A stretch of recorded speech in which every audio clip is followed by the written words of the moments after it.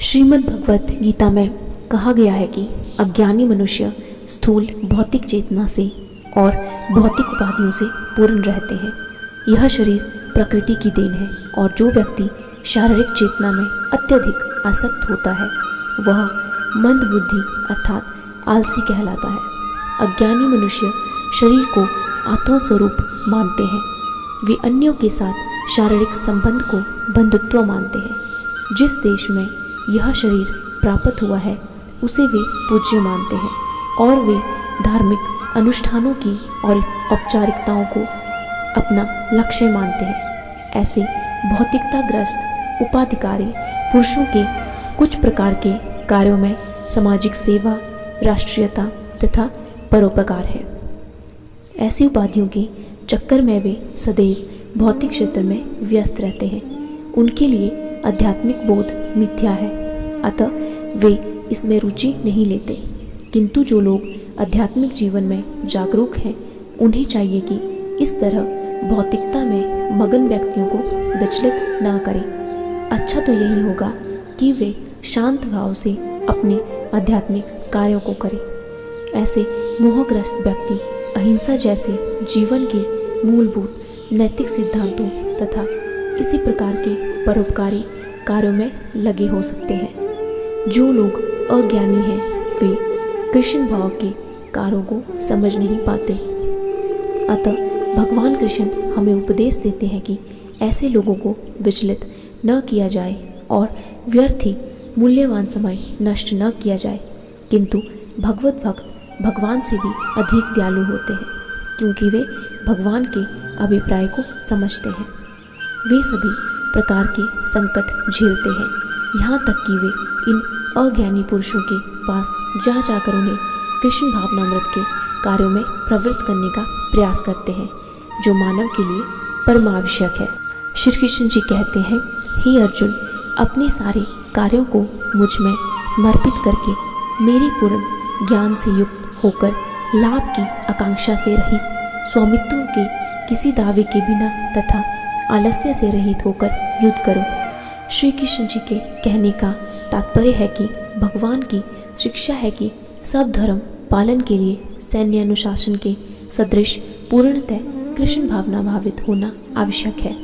ऐसे आदेश से कुछ कठिनाई उपस्थित हो सकती है, फिर भी कृष्ण के आश्रित होकर स्वधर्म का पालन करना चाहिए क्योंकि यह जीव की स्वाभाविक स्थिति है। जीव भगवान के सहयोग के बिना सुखी नहीं हो सकता क्योंकि जीव की नित्य स्वाभाविक स्थिति ऐसी है कि भगवान की इच्छाओं के अधीन रहा जाए। अतः श्री कृष्ण ने अर्जुन को युद्ध करने का इस तरह आदेश दिया मानो भगवान उसके सेनानायक हो। परमेश्वर की इच्छा के लिए मनुष्य को सर्वस्व की बलि करनी होती है और साथ ही स्वामित्व जताए बिना स्वधर्म का पालन करना होता है। अर्जुन को भगवान के आदेश का मात्र पालन करना था। परमेश्वर समस्त आत्माओं के आत्मा है, अतः जो पूर्णतः परमेश्वर पर आश्रित रहता है या दूसरे शब्दों में जो पूर्णतः कृष्ण भावना भावित है वह अध्यात्म चेतस कहलाता है।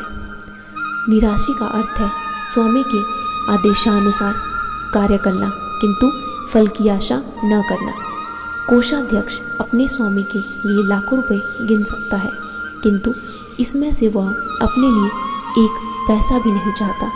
इसी प्रकार मनुष्य को यह समझना चाहिए कि संसार में किसी व्यक्ति का कुछ भी नहीं है, सारी वस्तुएं परमेश्वर की है। और जब मनुष्य इस प्रकार कृष्ण के अनुसार कार्य करता है तो वह किसी वस्तु पर अपने स्वामित्व का दावा नहीं करता।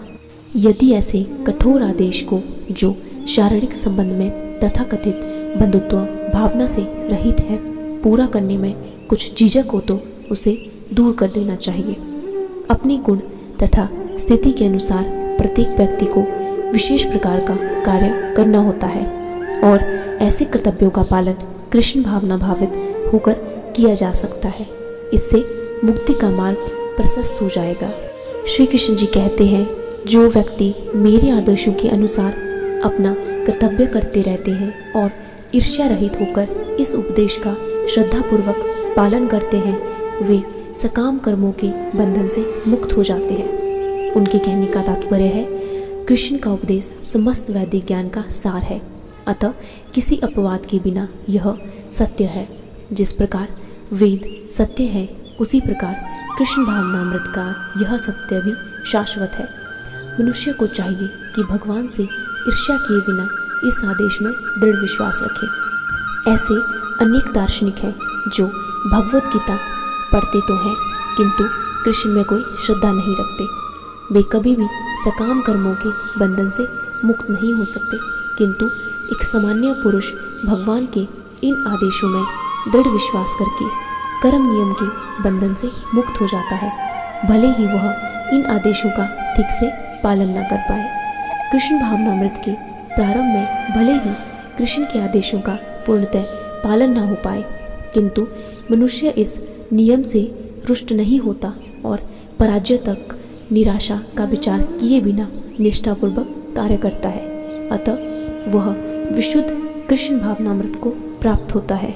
तो आज के श्रीमद् भगवत गीता ज्ञान से हमने यह निष्कर्ष निकाला कि भले ही हम पूजा पाठ ना करें, कोई ग्रंथ, कोई वेद कुछ ना पढ़ें, फिर भी अगर हम कृष्ण के आदेशानुसार अपने कार्य करते हैं और उनके ही उपदेशों पर हम चलते हैं, तो हम स्वतः ही कृष्ण भावनामृत को प्राप्त कर सकते हैं। राधे राधे।